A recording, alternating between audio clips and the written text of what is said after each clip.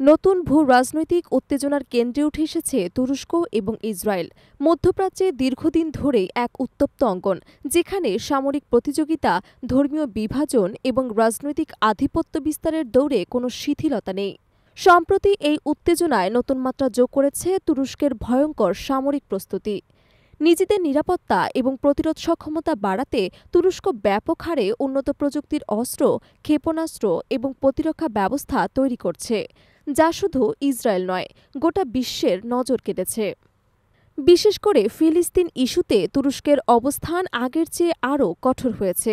ইরানের অভ্যন্তরে ইসরায়েল সমর্থিত সামরিক অভিযানের পর তুরস্ক এই ঘটনাকে একটি সতর্ক সংকেত হিসেবে দেখছে। তুরস্কের কূটনৈতিক এবং সামরিক বিশ্লেষকদের মতে, এই হামলার মাধ্যমে ভবিষ্যতে তুরস্ককেও ইসরায়েলের টার্গেট বানাতে হতে পারে। তাই এখন থেকেই প্রতিরোধ করতে মরিয়া হয়ে উঠেছে আঙ্কারা।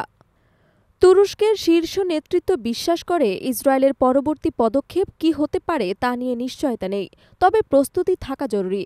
এরই মধ্যে আঙ্কারা বেশ কয়েকটি অত্যাধুনিক ড্রোন, ক্ষেপণাস্ত্র এবং বিমান প্রতিরক্ষা প্রযুক্তি নিয়ে কাজ শুরু করেছে। দেশটির প্রতিরক্ষা খাতে ব্যাপক বাজেট বরাদ্দ করা হয়েছে এবং স্থানীয়ভাবে অস্ত্র তৈরি এবং রপ্তানির সক্ষমতা বাড়ানোর ওপর জোর দেওয়া হচ্ছে।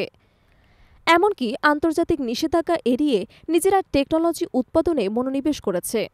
অন্যদিকে ইসরায়েলের সামরিক শক্তি দীর্ঘদিন ধরেই আলোচনায়। দেশটি শুধুমাত্র ফিলিস্তিন নয়, ইরান, সিরিয়া, লেবানন সহ আশেপাশের দেশগুলোতে কার্যত একক আধিপত্য বজায় রাখছে।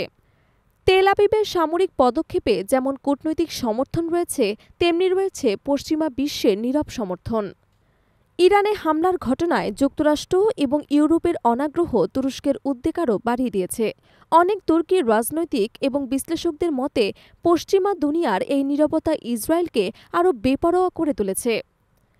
তাই তারা আশঙ্কা করছে, যদি ইসরায়েল তুরস্কের সার্বভৌমত্বে হস্তক্ষেপ করে, তাহলে পশ্চিমা দেশগুলো তেমন কোনো জোরালো প্রতিক্রিয়া দেখাবে না।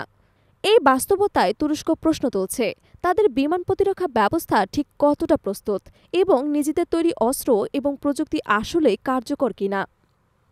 মধ্যপ্রাচ্য যদি নতুন করে যুদ্ধে জড়ানোর আশঙ্কা থাকে, তাহলে তুরস্ককে এখন থেকে প্রস্তুত থাকতে হবে।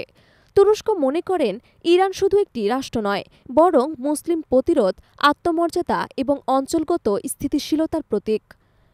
ইরানে হামলা মানেই এই বার্তা, এই অঞ্চলের অন্য শক্তিশালী খেলোয়াড়রাও নিরাপদ নয়। তুরস্ক সেই বার্তাকে সিরিয়াসলি নিচ্ছে এবং তাদের সামরিক, কূটনৈতিক এবং কৌশলগত স্তরে নতুনভাবে হিসাব নিকাশ শুরু করেছে। তবে এখন প্রশ্ন হল, সরাসরি যুদ্ধে কি জড়িয়ে পড়বে ইসরায়েল এবং তুরস্ক? এমনই ঘটলে পুরো মধ্যপ্রাচ্যে জ্বলন্ত অগ্নিগর্ভে পরিণত হবে। বিশ্ব শক্তিগুলোর মধ্যে উদ্বেগ বাড়ছে, কারণ দুটি শক্তিশালী রাষ্ট্র মুখোমুখি অবস্থানে।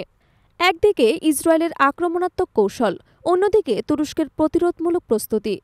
এই সংঘাত শুধু দুই দেশের মধ্যেই সীমাবদ্ধ থাকবে না, বরং গোটা মধ্যপ্রাচ্যে, এমনকি ইউরোপ এবং যুক্তরাষ্ট্রের রাজনীতিতেও বড় ধরনের প্রভাব ফেলবে। এই পরিস্থিতিতে মার্কিন প্রশাসনও উদ্বিগ্ন। ডোনাল্ড ট্রাম্পের ঘনিষ্ঠ এক উপদেষ্টা সম্প্রতি জানিয়ে দিয়েছেন, তুরস্কের এই শক্তির উত্থান এবং আঞ্চলিক প্রভাব বাড়ানো নিয়ে ট্রাম্প শিবিরের নতুন করে চিন্তার ছায়া পড়েছে।